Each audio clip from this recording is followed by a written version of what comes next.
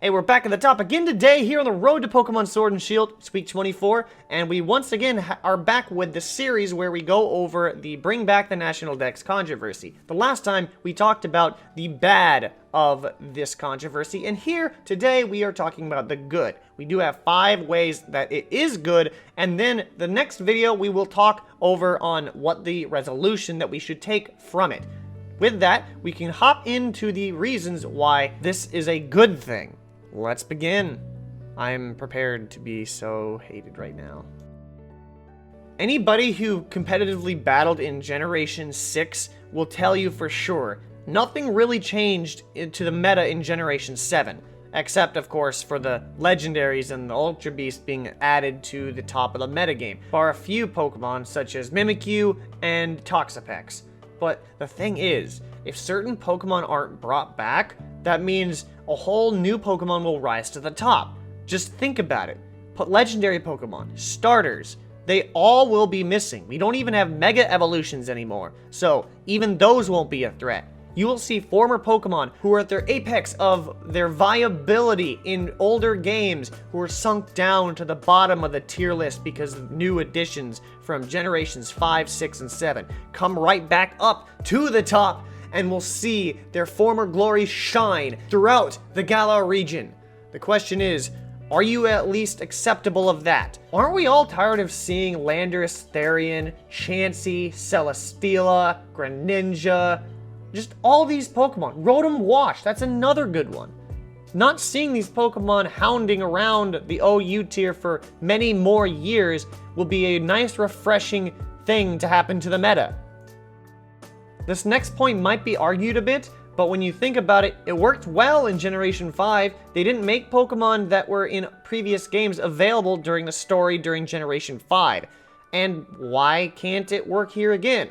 I know we aren't going to be getting certain Pokemon until the next game comes out in 2020, but really, when you think about it, wouldn't you want to try the new Pokemon? When I went into Pokemon X and Y blind, I was just ecstatic to see all the new Pokemon. Well, that's because I wasn't spoiled for that game, unlike Generation 7. But point being is that when I see the Pokemon for the first time, like, I want to try them because it's pretty much a new toy syndrome. I mean, that's how my mind works. I don't know how your minds work, but I would like to try out the new stuff first and then move on to the old stuff later on.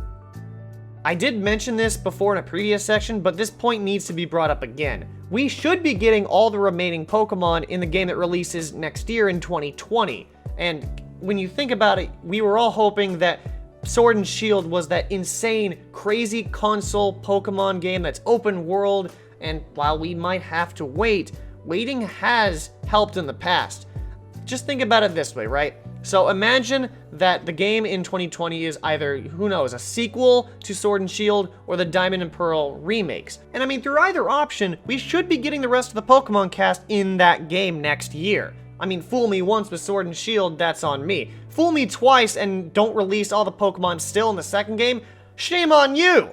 Honestly, if you don't get it right by the third game in the Switch's lifetime, what are you doing? But honestly, we just might have to wait a little bit longer, but rest assured we should be getting the rest of the cast next year. And I know the waiting might suck, but hey, if the Pokemon game next year is the greatest, then the wait will definitely be worth it.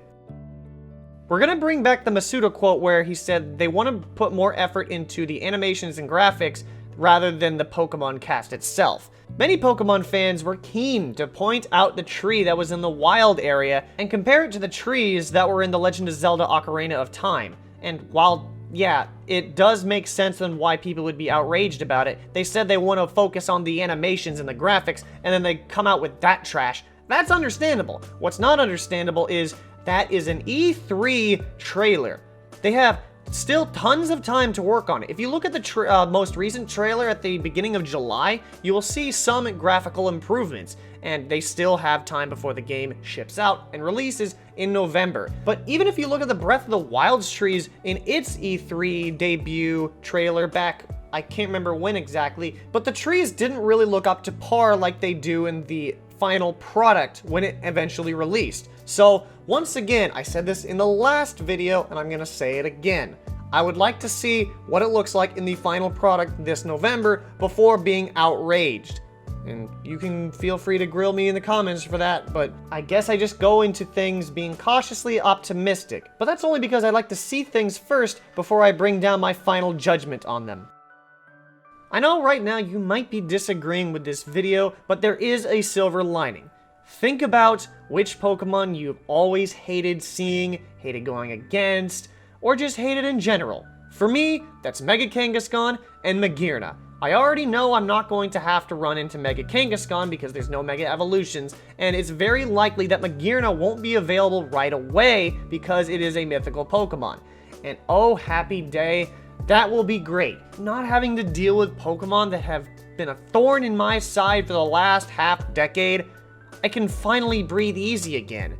Then again, those slots might get replaced with Pokemon that are more annoying in Generation 8's metagame, but probably not as bad as Mega Kangaskhan and Magearna were. So, just think of it that way. You won't be dealing with your most hated Pokemon if they're not included. That is the silver lining here. Yo, did you know it's time for the outro? Because with that will actually wrap up this section of this series and this stop on the road to Sword and Shield. If you did enjoy, don't forget to show your love on the like button by dropping a like from the top and subscribing to start the hype train today as we're continuing our trip, our road to Sword and Shield. The next video will be about the resolution to this controversy and where we can move on from here. Expect that video in the upcoming weeks. But with that though, I want to thank you for watching. I want to catch you back at the top later on because that's how we do us.